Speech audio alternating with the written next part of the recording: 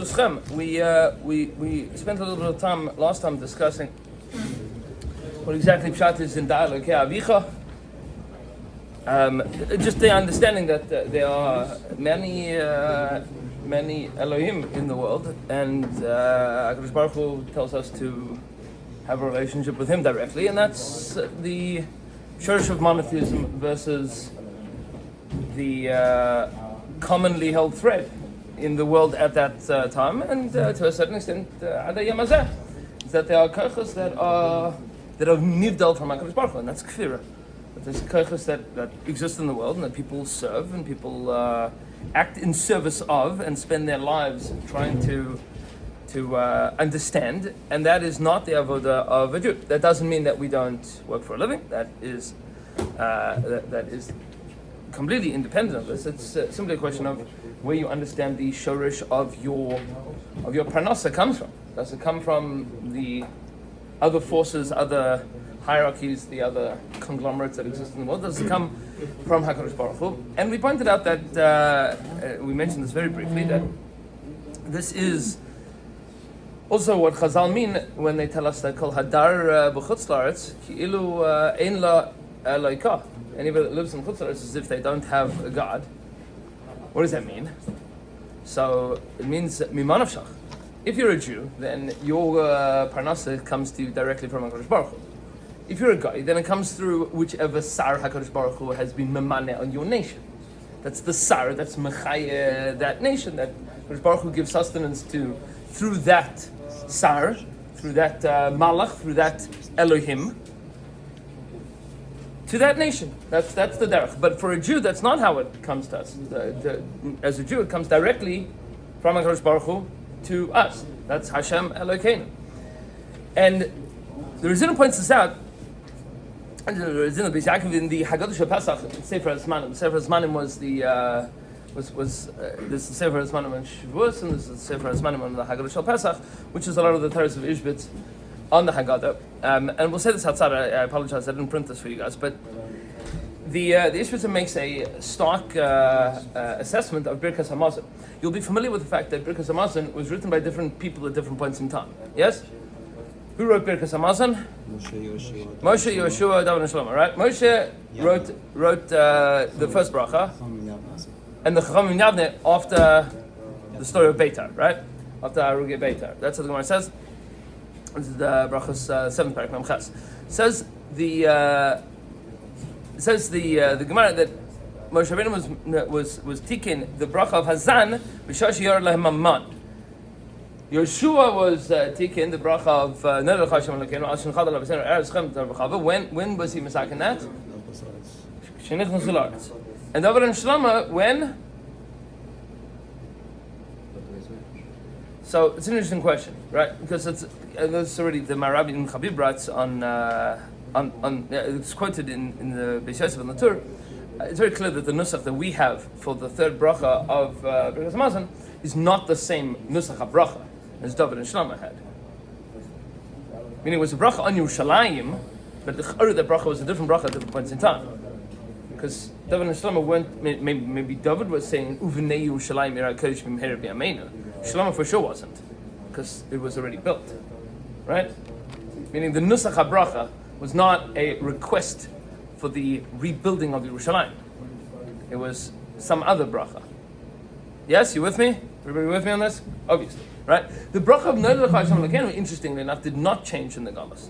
And that's the kasha that the Marab in Chabad writes why exactly it is that the bracha of Yerushalayim it seems to have changed, but the bracha of Yerushalayim, the bracha of Eretz Yisrael did not change. So that bracha didn't change, even though we are living in Galus right now. We are outside of Eretz Yisrael. We are still saying thank you to Hashem for Eretz Yisrael every time we eat bread. It's an interesting question. Yes, you ever thought about this? Yes, no, maybe. So that's one question. But there is another question which is important to point out, and this is the question that the Ishbitz is going to deal with, is that the person, in terms of the verbiage that we use in the first and second bracha, is different. What do I mean by the person? So the first bracha of Birkas Hamazon is written in third person. Baruch atah Hashem Elokeinu melech haolam Hazan es ha'olam kuloi b'tuvoi b'chein b'chesed v'rachamim.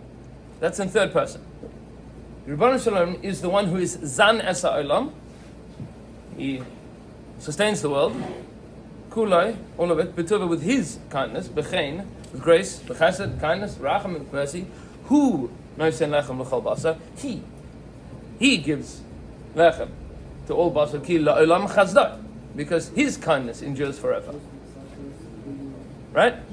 Yeah. The question with every, I know Never Shachayim talks about, but every bracha, you have Baruch Atah, you, Hashem. So we do begin every bracha with Noichach, and then we go to Nistar, from second person to third person. That's true. We'll see if we can get there today, what pshat is in that. The Yishbitz has a Mahalach where he discusses this in Parshas Truma. But it's interesting to note that normatively, once we switch to Lashon Nistar, we keep it that way. Right? We keep it that way for the rest of whatever tefillah we're saying. There is a radical jump that goes from Baruch Atah Hashem Hazan es Hakol to Nodeh Lecha Hashem Elokeinu Al Shinchalta La'avosenu Eretz Chem Tavra V'al Shotzeitzanu, you took us out of Mitzrayim. Al Brizcha Shechasamta B'Bsareinu. Meaning, we're very radically shifting from third person to second person. Which means that Moshe Rabbeinu is talking to the Jewish people, is davening, tells the Jewish people to daven to a HaKadosh Baruch Hu in third person, and Yoshua is saying, we're davening to Hashem in second person. You noticed this before? Yes, no, probably not, right? Why not? Because it's part of davening, so benching. So you learn it when you're 5, and then you kind of roll from there until you die, right? But this is a text that was written by Moshe and Yeshua. This is not stam. Like, this is lich'ara written with a tremendous amount of kavanah. Yes? There's probably a lot that goes into this. A tefillah that's written by Moshe Rabbeinu, a tefillah that's written by Yeshua ben Nun. Probably not stam. So says the Yishbitz as follows. This is in the Haggadah Shel Pesach. He says, this is what the Zohar HaKadosh tells us in Parshas Yisrael. Elahachi tanin kol hadar be'eretz Yisrael doime k'mi sheyesh lo eloka v'chol hadar b'chutz la'aretz doime k'mi she'ein lo eloka. Anybody that lives in chutz la'aretz, it's as if they don't have a God. What does that mean? My timer, what is the reason that it is if they don't have a God? Mishum the Zara Kadisha la'ara Kadisha salka v'shchinta ba'asra yasva v'ha b'hai talga.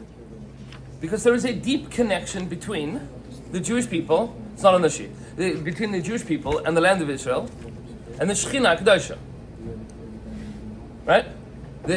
When the Jewish people are in Eretz Yisrael, and the Shechina is present in Eretz Yisrael, that is something.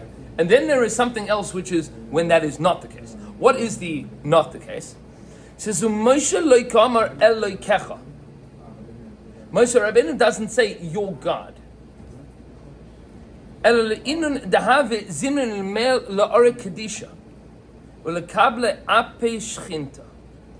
Rabbeinu never ever refers to HaKadosh Baruch Hu as Hashem Elokecha, Hashem your God, until there is a group of people that are about to go into Eretz Yisrael. Meaning, all throughout the Chumash, Moshe Rabbeinu refers to Hashem as Hashem Elokeinu, Hashem our God, but Hashem Elokecha, Hashem your God. He only refers to your God to the Jews that are going into Eretz Yisrael. What's pshat? So he says, to be mekabel the face of the Shechina, it says, and sometimes Moshe Rabbeinu doesn't say Elokeinu because Moshe himself does not get to go to Eretz Yisrael. Meaning, Moshe Rabbeinu recognizes that there is, as great as Moshe Rabbeinu is, that there is a different relationship between Jews that are going to Eretz Yisrael and Jews that are in Chutz La'aretz. And that is not in their relationship with Yud-Kei Vav-Kei, but in the relationship with Elokim. Meaning,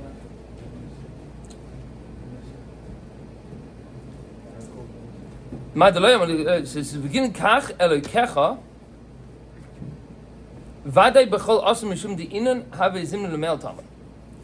Lefi Moshe Rabbeinu tiken birkas hazan kada amar Moshe tiken li Yisrael birkas hazan b'shar sheyar lamam an Yeshua tiken lahem birkas Eretz vehu lo yizach lemel la'ara v'gini kach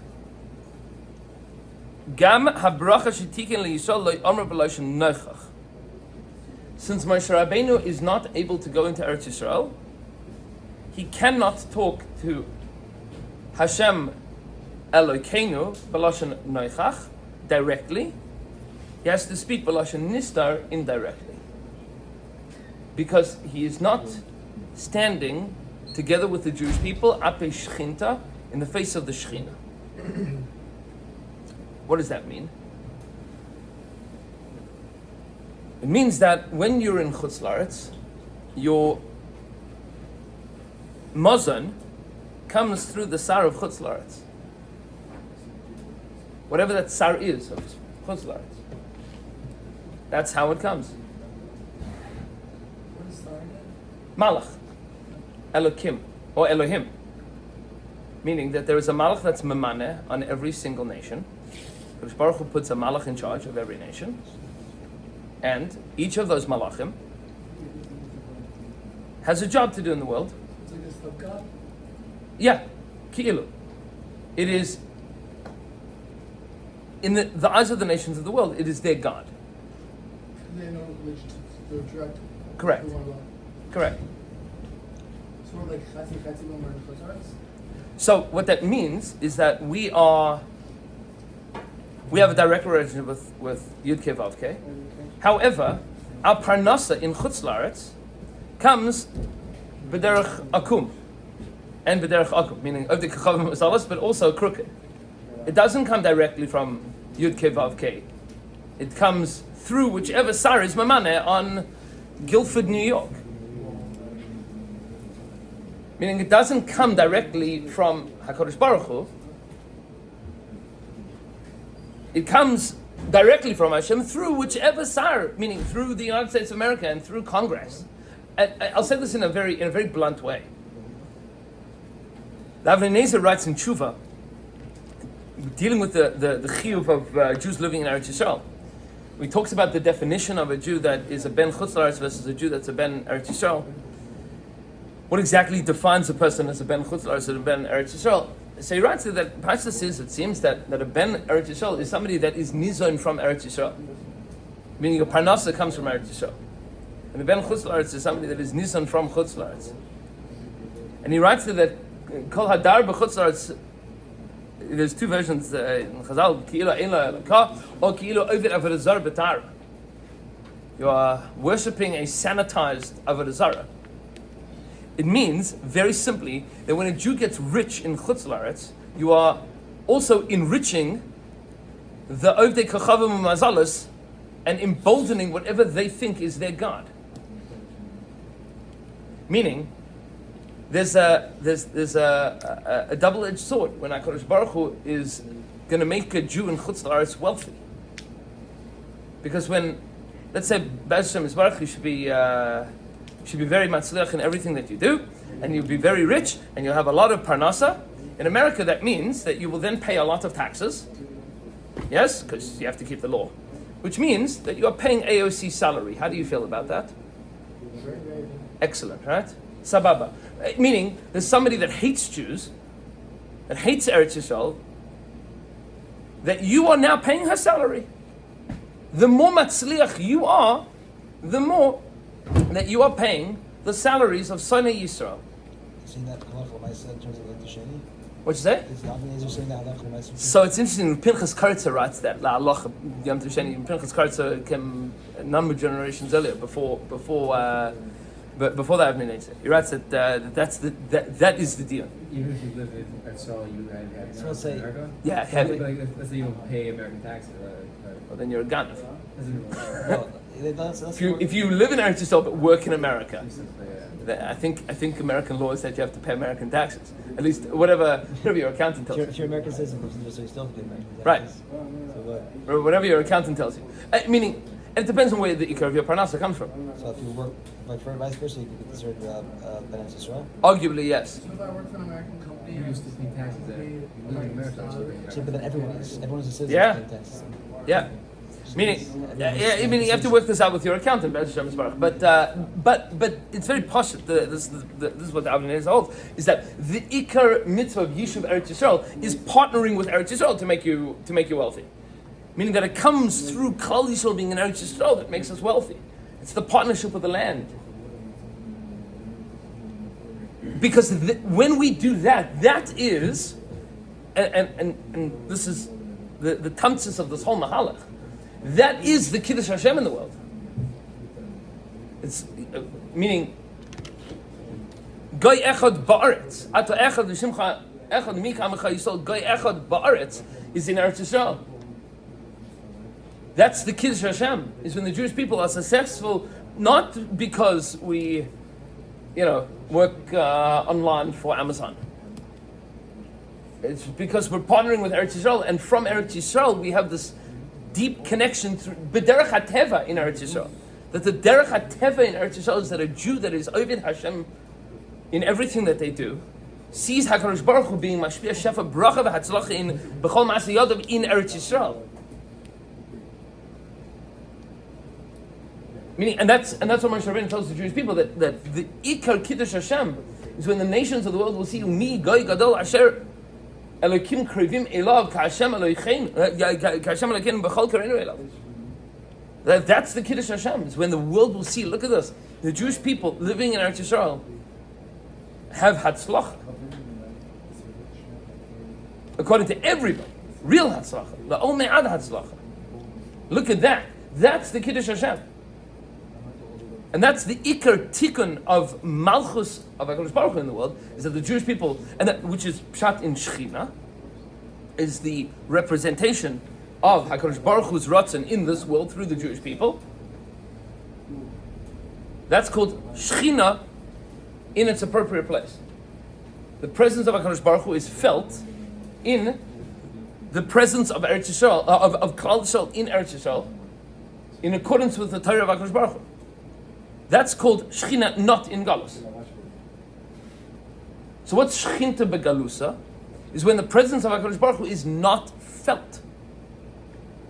Meaning that when somebody is matzliach in the United States of America, the world does not look at that and say, wow, look at those Jews doing Ratzon Hashem. There might be a piece of it, there's still a shtickle Kiddush Hashem, but then they also go, look at those Jews, they love money. That's called Shechina Begalusa. That the Hatzlacha of a Jew doesn't generate a Kiddush Hashem. Because it emboldens the sar of, meaning the sar, that idea, that ideology, whatever it is that is being serviced in whatever nation, whatever culture, whatever country, is being serviced by that ideology. Bless you. Bless you. So you understand what we're saying here is that Moshe Rabbeinu, when he's speaking to the generation of Klal Yisrael in the Midbar, he's talking in the third person. Because it's true that Hashem is Zanes Ha'olam Kula B'tuva B'chein B'chesed Rachamim. That's all true. Of course it's true. Because all of the Sarim of all of the Ummahs are all off of Ha'ifar. They're meaningless. And it's all ultimately coming from HaKadosh Baruch Hu. But in the minds of people, it comes through the way that they look at the world, which is not monotheism. It's whatever other thing they think is taking care of whatever thing that they think is taking care of it. And because of that,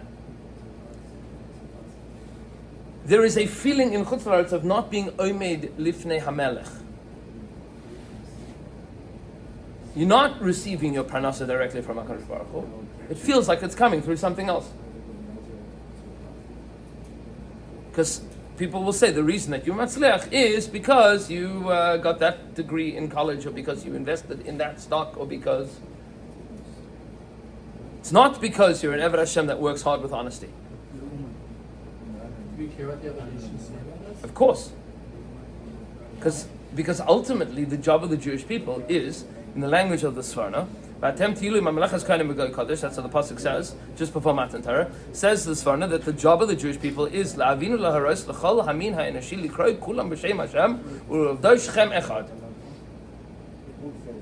That's the purpose of Klal Yisrael in the world. Now, either we're going to do that in Eretz Yisrael appropriately, educating the world towards monotheism, or it has to come kalach hayad in Galus. It's a lot of pain. A lot of pain. So if we do this right, then we get to do this from a place of comfort and success. And if we do this wrong, then it comes through the antithesis of that, until we can get back to where it needs to be. That's, if you take a look at the Svarna on Psukim Parshas Vayetze, Kodesh Baruch Hu says, the Yaakovinu faratz the Yama V'kedem Safana V'negba. So the Svarna there writes that either it comes through Klal Yisrael being Goy Echad Ba'aretz, or it comes through being ground into the dust of the earth and spread to the four corners of the globe. By hook or by crook, we will be Mekadesh Shem Shemayim. There's the easy way and the less easy way, right? Meaning, there's a way that's enjoyable, which is be an Aved Hashem, connect to HaKadosh Baruch Hu, and then you live in Eretz Yisrael, and you Mekadesh Shem Shemayim. Right, right. Meaning, either which way there'll be a Kiddush Hashem. It's just you gotta do this right. I mean, if you take a look at all of the Nevi'im, basically from the beginning of the split of the kingdoms until pretty much Churban Bayis Rishon and into the 70 years of Galus Bavel, all screaming the same thing, which is stop being Oved Avodah Zarah. Stop it. Why? Because why do people want to be Oved Avodah Zarah? Because it's easier. What you say? You serve yourself. You serve yourself. Right. Meaning you get to reinterpret whatever you want, and it works. It works. It does work. You can be misparnes from something else. It's possible. But that's not a Kiddush Hashem. It's a Chilul Hashem. And then the Kiddush Hashem is the destruction of the people or the person that has chosen to ignore HaKadosh Baruch Hu. Right? That's the Kiddush Hashem then becomes through the destruction of that. To recognize that is ultimately Sheker. The choice is either you do it right, or it's on the opposite. That's the whole of Golus, is understanding that we shouldn't have done it that way, we should do it that way. To see that there's HaKadosh Baruch Hu in the world. That's ultimately the whole goal of this whole thing. Now, we don't have time today, and maybe next time you'll remind me to why it is that so many things have changed Bizman Hazeh. There's the question which is just very kedai to ask before we can go any further in any of these things is, so why is it that today, I'll say it the way that Rav Soloveitchik asked the question, that our generation was zeicher to geula without tshuva? Because the Gemara says like we will either put to a generation that's all tzaddikim or Rashai. Right, but we're not all Rashai. But we're also not all tzaddikim. Right? So Rav Soloveitchik asked that kasha. Meaning this is a very deep philosophical, theoretical, it was theoretical, now it's a very practical question, which is, how does geula pertain to a Klal Yisrael that has not done tshuva? So there are three mahalchim. Just, what'd you say? That's right. They were still holding on to their Chazar when they left. Right, but Pashtus is that also wasn't matzlich, right? That's meaning you have three mahalchim to answer the question. I'll just put it out there. Option number one is that we did do tshuva. There are those that argue that we have done tshuva. Rav Kook writes about this in some places, that there is a tshuva that Klal Yisrael did. That's option number one. Option number two is this is not geula. Right? That's option number two. Just splice it out. Like, what are the shittas? Either we are witnessing a generation of geula without tshuva. So either you say that it's not geula, or you say that there is tshuva, or you say that something else is going on. What is that wild card? What is what's the bogey? There's something else going on here. What is that thing that's going on? And we'll see this, that lich'ara, that is what the whole Torah of the Baal Shem HaKadosh and later of Cook was all discussing. Was that Nakuda of how there could be a world of Geula without tshuva, or different Malachim and Gersas within that. There's a lot to discuss, a lot to understand. Yeah. How can you say it's already Geula? Mashiach's not here, Bishop Fish isn't here. That's correct. However, Shmuel says in the Gemara Maseches Brachos that Ein bein olam hazeh limas Mashiach ela shivud malchus bilvad. And it's obvious and clear that we are not living in a time of shivud malchus. So it's kedai to be masked that we are not living that we are not living in the olam hazeh of Shmuel. Mashiach hasn't come, but there is Yimos Mashiach. The Yimos Mashiach very clearly comes before Mashiach. We are living in Yimos Mashiach. There isn't yet Mashiach, but there's Yimos Mashiach. How do you define Shibud Malchus? Shibud Malchus means that you are under the thumb of the nations of the world vis-a-vis autonomy, security, and sustenance. Meaning you're at their mercy. That is currently not the case. How's it not the case? How's it not the case? Yeah. It means that right now there are kimat 7 million Jews that are living in Eretz Yisrael in a sovereign Jewish state. They relies on America a lot. What'd you say? They relies on America a lot for security. Fine. Meaning there are pieces of interdependence, but Israel is a sovereign state. You can do what it wants. Correct. Meaning we are not the dominant culture of the world as we should be.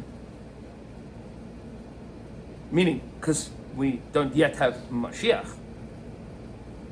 But sovereignty we absolutely have.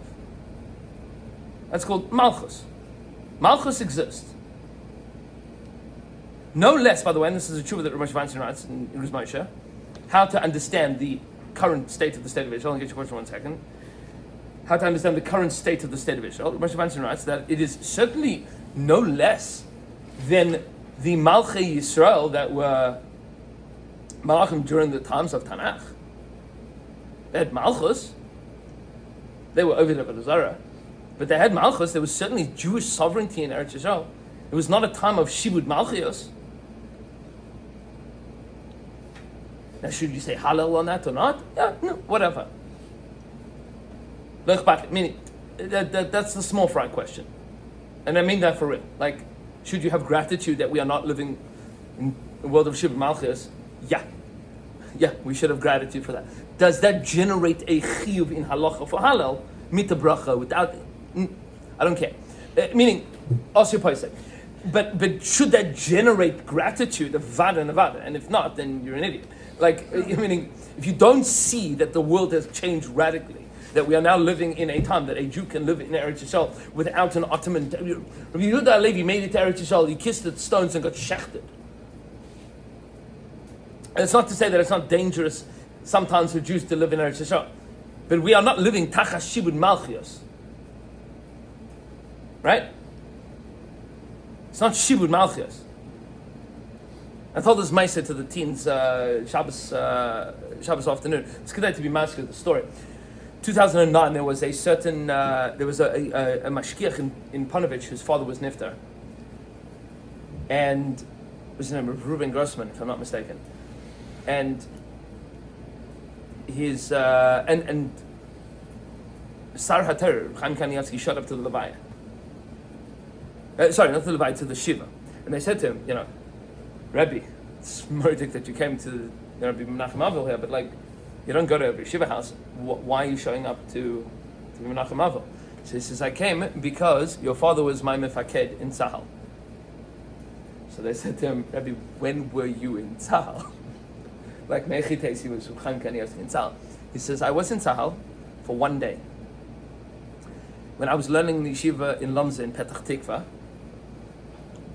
1948, middle of the War of Independence, a bus pulled up in front of the yeshiva, and a bunch of chevra from like the then Haganah, whatever, popped out of the bus and said, the Arabs are coming and we need your help to go protect a particular hilltop.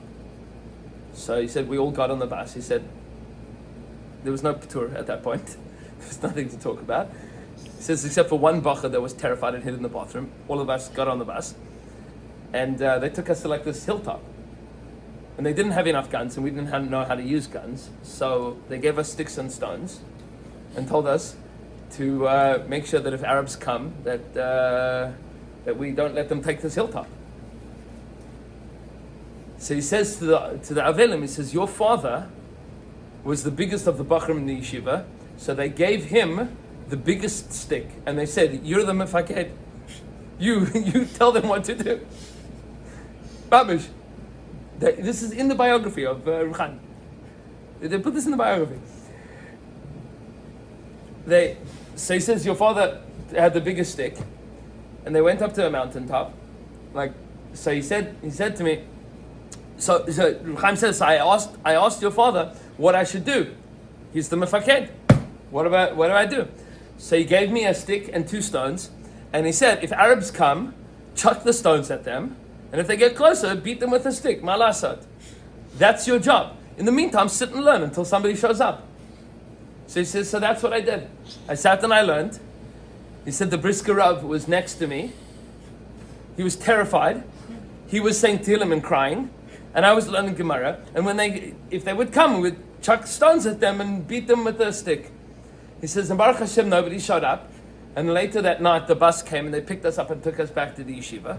And we found out later that later that night, Arabs had come to that mountain. Baruch Hashem, we didn't have to get involved with them. But like that day, we had Shmirah on top of that mountaintop. He says, so for one day, I was in Tzal, your father was my mefaked, so I came to give Kavod Achron. Menachem Avel by his children. Chavra, you need to understand that in 77 years, we went from Tamil Chachamim with sticks and stones saying Tehillim and crying behind mountaintops to 200 planes taking out the nuclear arsenal of the Persian Empire. I think that's what Shmuel meant. We are no longer Tachas Shibud Malchus. If you don't see that, you need a head check. It's very possible. We are living in a different era. We're living in a different time period. We are not Tachas Shibud Malchus. Now, you don't like the government, the Bachrim, the Patur, and the Yeshiva, fine. Fight about whatever you want to fight about. But we're not living Tachas Shibud Malchus. Right? It's not Shibud Malchus.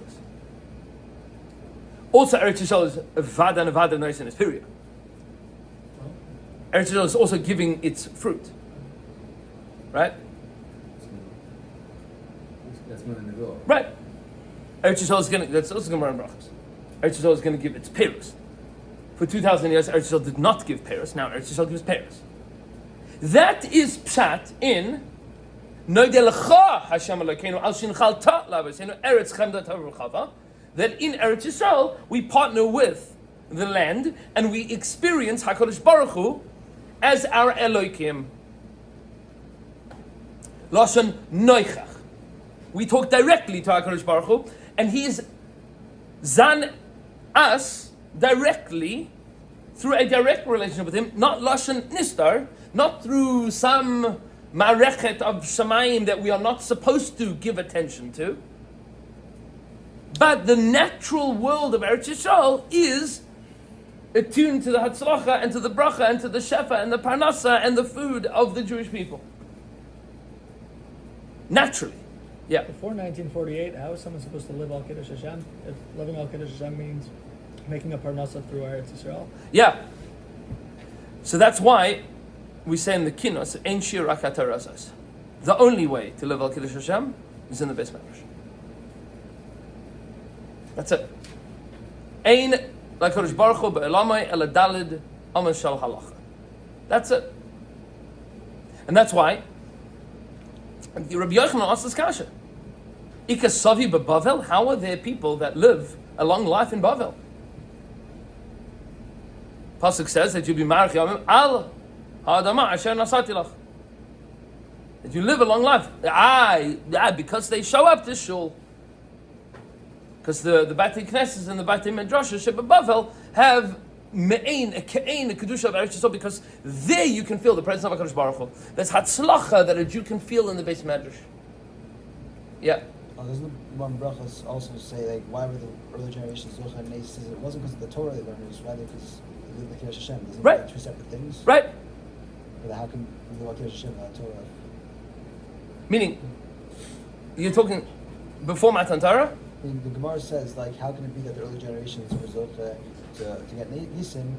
It can't be because of the Torah, because we know more Torah than them. Right. It's because of the Kiddush Hashem. No, the Gemara says because It for was 26 generations, HaKadosh Baruch Hu was Zanis Olam B'Chazda.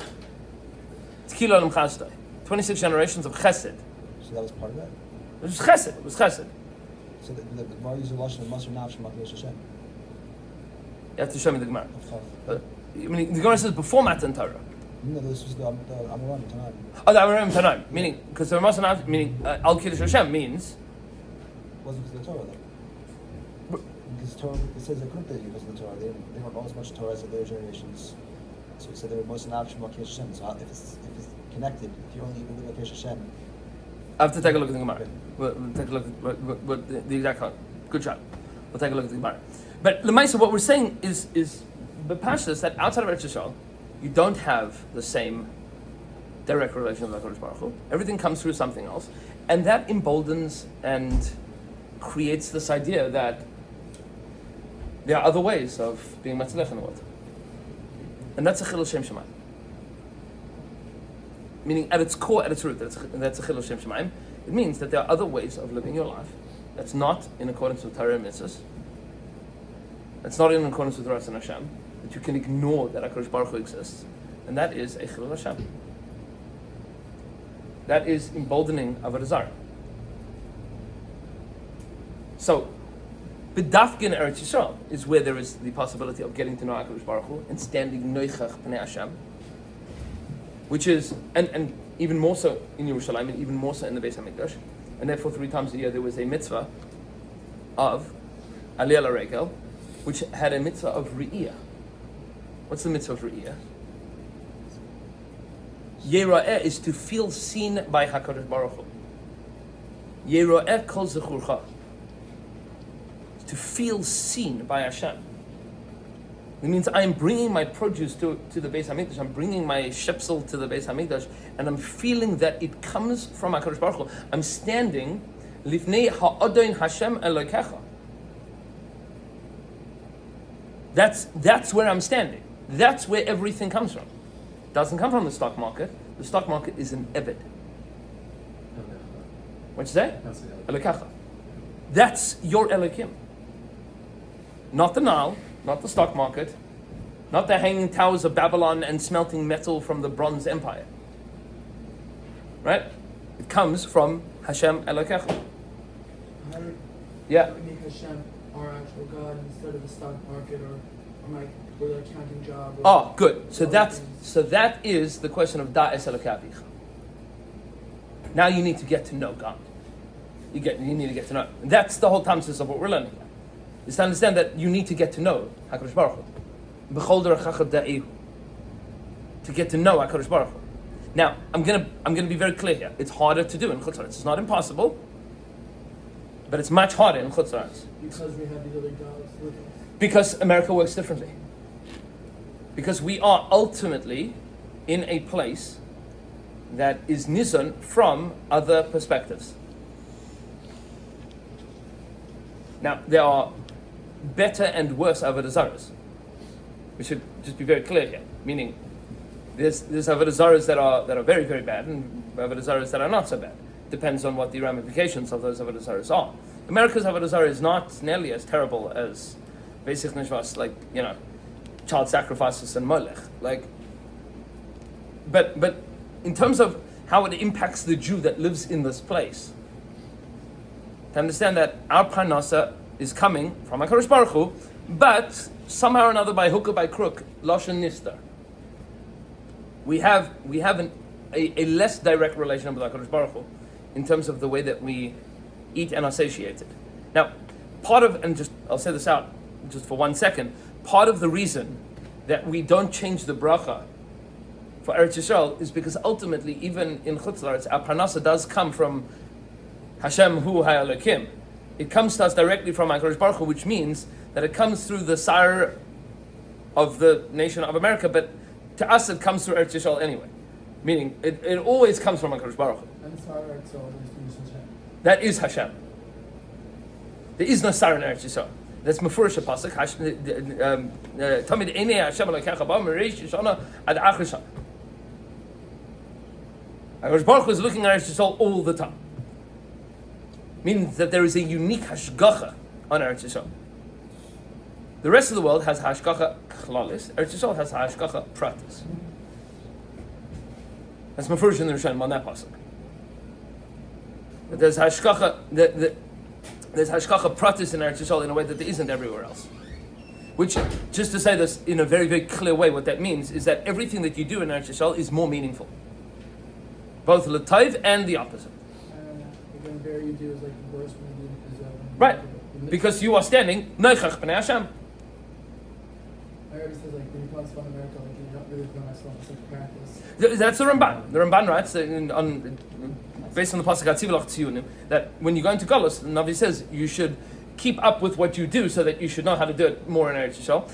Pashtus is what that means. And Rav Kook explains this in Enaya. Just I don't want to go too late here, but just al regel achas. What that means is that when you put on tefillin in Chutz La'aretz, it affects you, but it doesn't affect the world. When you put on tefillin in Eretz Yisrael, it affects the world. Correct. What does that mean? It means that tefillin, yeah, affects you. It does change you. That's inachanami. You don't necessarily feel that effect. You have to be a big tzaddik to feel the effect of putting on tefillin. Not just, that there's marks left strapped on your arms, but like you feel something in your neshama. Like something feels different. Putting on tefillin or not putting on tefillin. But isn't that why we get the in a sense texture of this homework to like remind you like all day long? Yeah. If you took off your tefillin doesn't mean your tefillin should stay on your tefillin. Yeah, I'm saying, but that's already like harder, right? That's hard. In Eretz Yisrael, there is the possibility of actually feeling that. It's possible in Chutz La'aretz as well, but it changes the world. It changes the world. Meaning, when irreligious Jews in Eretz Yisrael are now wearing tzitzis, that changes the world. You see it. Like, it's now commonplace, Baruch Hashem. It's now common that Jews, Rahman and his son, soldiers, there were 5 soldiers that gave up their lives in the last 24 hours on Kiddush Hashem. But Jews that are going into battle now are saying Shema Yisrael Hashem Elokeinu Hashem Echad. That was not happening before October 7th. Something has changed. And that is changing not just them, it's changing the world. It's changing the world. It is possible. Mitzvahs in Eretz Yisrael change the world. Rav Hutner was makpid. Rabbi Blachman told me that his Rabbi Rav Hutner was makpid when if he flew from the United States of America to Eretz Yisrael, and he put on tefillin on the plane, when he landed he put on tefillin again. Because the mitzvah in Eretz Yisrael is a higher madrega. It does more. It's a higher madrega of mitzvah. Meaning it's a great tikkun in the mitzvah of tefillin to be in Eretz Yisrael. Because you're standing noichach b'nei Hashem. You're standing in the palace of the king. So you're not getting your parnasa from some sar out in the boondocks. That all comes directly, meaning ultimately comes from the Melech. You're getting from ki im miyadcha amlea psucha g'dosh v'arachova shaloi nevosh v'lo nikolim l'olam vayim. I mean, that's what Yeshua is saying there. Shaloi nevosh v'lo nikolim l'olam vayim, that we should never be embarrassed that we're taking from somebody else. We're not. We're taking directly from HaKadosh Baruch Hu. That's pshat in noidelecha. It's not just that HaKadosh Baruch Hu loves you and takes care of the whole wide world. Some HaKadosh Baruch Hu somewhere or another that you have no relationship with, but He loves you and takes care of you. No. This is right here, right now. In Eretz Yisrael, HaKadosh Baruch Hu is being mashpiach for you. That's Hashem Elokecha. But now we need to get to know who this God is, and that's true by HaKadosh Baruch Hu, our relationship with Hashem in Eretz Yisrael and out of Eretz Yisrael. But I'm pointing out that this is harder to do in Chutz La'aretz. Were it to be that we were learning this in Eretz Yisrael, this would be easier. Hashem's Baruch to be continued.